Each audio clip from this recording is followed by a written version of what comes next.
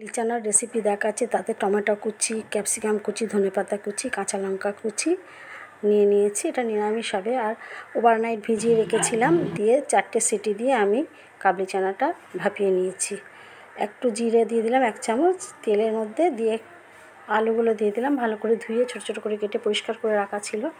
এটাকে একটু ভালো করে ভাজা ভাজা করে নেব। দিয়ে 1 চামচ কাঁচা লঙ্কা কুচি দিয়ে দিলাম। আর কাবলি চানাটা আমি সেদ্ধ করার পর একটু হাতে করে চটকে নিয়েছি। আর একটা বড় টমেটো কুচি দিয়ে দিলাম। খুব ভালো করে এটাকে আমি নাড়াচাড়া করব, করে একটু নরম হয়ে আসবে টমেটোগুলো। তারপরে আমি দিলাম হলুদ গুঁড়ো, এরপরে দেবো জিরে গুঁড়ো, আর তারপরে দেবো হচ্ছে ধনে গুঁড়ো আর লঙ্কা গুঁড়ো। দিয়ে খুব ভালো করে আমি এটাকে কষিয়ে নেব। এটা খুব ভালো করে কষানো হয়ে গেছে। এরপর আমি 1 চামচ আদা দিলাম।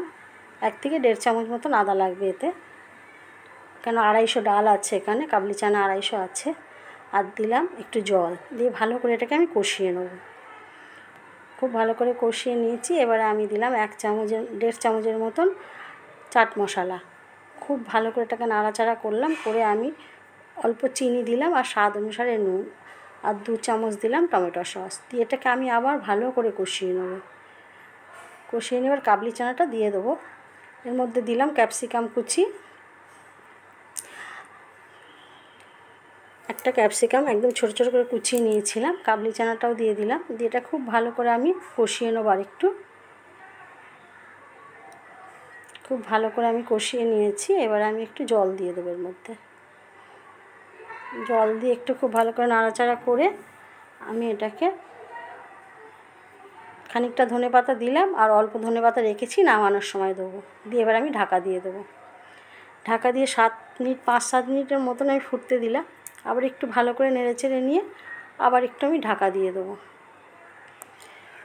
আবার একটু ঢাকা দিয়ে রাখবে, এটাও 2-3 মিনিটের মতন ঢাকা দেবো। ঢাকাটা খুলে এবার আমি একটু নাড়াচাড়া করে নেব। নিয়ে এর মধ্যে আমি আর একটু চাট মশলা দেবো, আর 1 চামচ গরম মশলা দেবো। 1 চামচ গরম মশলা দিয়েছি, আর একটু চাট মশলাও দিয়ে দিয়েছি। এতে একটু টক টক ঝাল ঝাল হবে। এরপরে আমি ধনেপাতাটা দিয়ে নামিয়ে সার্ভ করে দেবো। ভালো লাগলে লাইক করবেন, শেয়ার করবেন, কমেন্টসে জানাবেন ভালো লাগলো কি না, সাবস্ক্রাইব করবেন। হয়ে গেছে আমার কাবলি চানার রেসিপি।